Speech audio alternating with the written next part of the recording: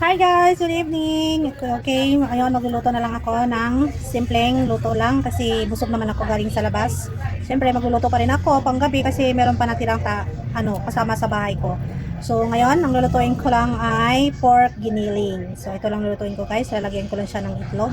So simple lang naman to, madali lang din to siyang lutuin. So let's start na guys para at least makapag-rest din ako ng maga kasi parang haggard ako today. Okay, let's start ako sa pagluluto ko. Introduce you guys yung lulutuin ko ngayon, yung pork giniling. Siyempre hinugasan ko yan kasi binili ko lang yan doon sa palengke. Nagmamadali na kasi ako eh. Dapat sa grocery kami kanina. So oil, ito cube, giniling of course, giniling pork siya. Water, mamaya lalagay ng water yan para malutong-luto talaga. So mga patatas at carrots, hiniwa ko na rin, pinahanda ko na, tsaka bawang, sibuyas, paminta, pork cube. Okay, nakauna to guys para ilalagay ko na lang yung oil. So konting oil lang naman. Yan, konting oil lang. So, okay. Ilalagay ko na ang, of course, onion. Yan. So, isa-isahin. Yan. Until lumabas yung pag-ibig. Ay, hindi. Aroma pala. Yan. Pagmamahal pala. Pagmamahal. Of course, second is yung charan, onion. So, ito lang nalagay ko. Hindi ko na nalagay ng kamatis. Yan. Yan. So, wait lang until golden brown yung bawang, tsaka yung sibuyas na maging lalabas yung aroma niya. So, next, of course, isusunod ko na. Siyempre, mag-list lang yun. Susunod ko na yung pork giniling. Yan. So, bisa-bisa lang. Okay.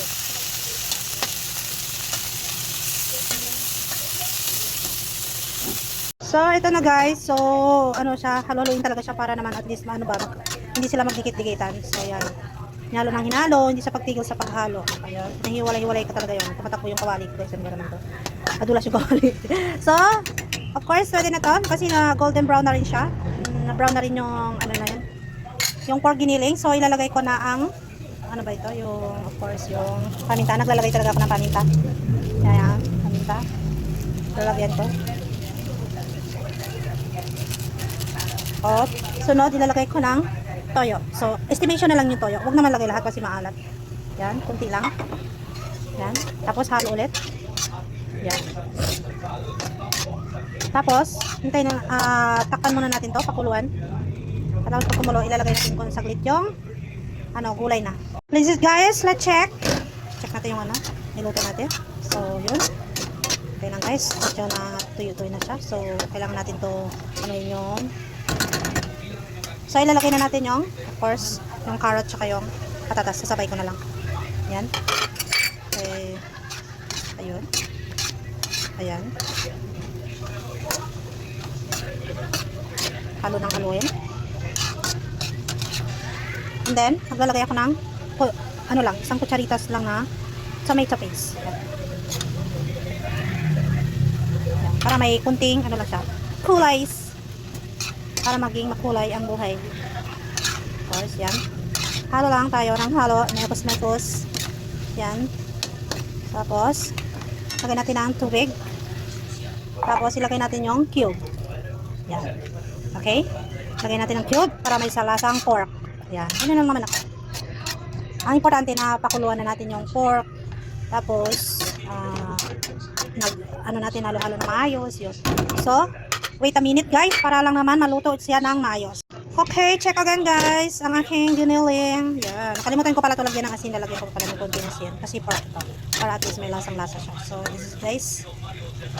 Bilis naman maluto yung carrot tsaka yung patatas. Chinik ko lang kung luto na.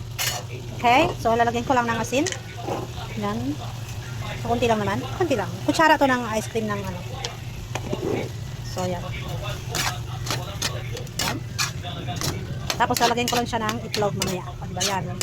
Sapay na lang natin yung apoy para kahit mahina yung apoy, maluluto rin naman siya. Yan. Sarap, mabango. So ito na guys, check na natin para ilalagay ko na yung egg.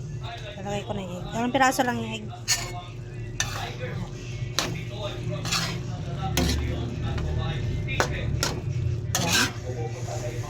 So, guys, okay na to.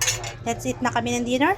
Have fun! Bye! So, ito na guys, ang niluto kong pork giniling with egg. So, alam ko naman na hindi ko na to kailangan i-rate kasi alam ko magugustuhan to nila. Kasi tinan nyo naman, yummy yan. Basta pork and chicken, gusto nila talaga yan. Kahit anong luto, sarap na sarap sila yan. So guys, magdi-dinner na po kami. Let's have fun and bye!